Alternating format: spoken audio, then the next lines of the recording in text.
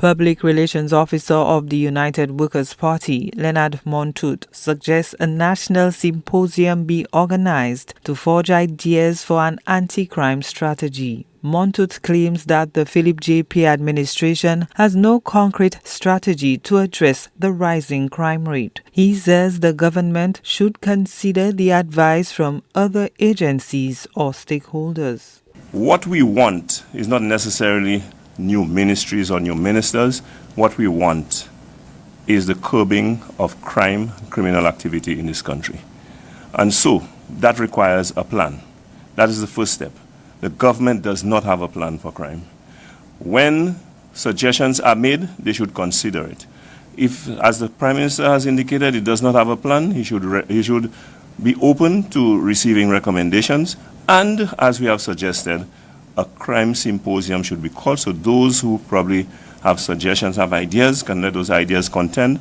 And for us as a country, with all parties who have interests in the security of this country, for us to come together and to ensure that we come up with a strategy to combat the crime that is taking place in this country.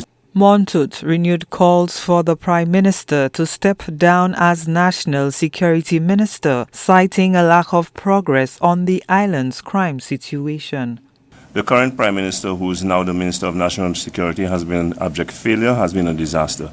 He has not led that ministry in a manner that any positive changes have taken place, that we have seen any positive action to control the crime situation. So hence the reason why not just me, but many have called for his resignation and that he replace himself as Minister of National Security.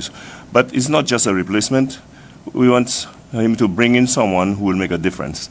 Because we have heard of the establishment of a new ministry and the appointment of a new minister, yet crime continues unabated.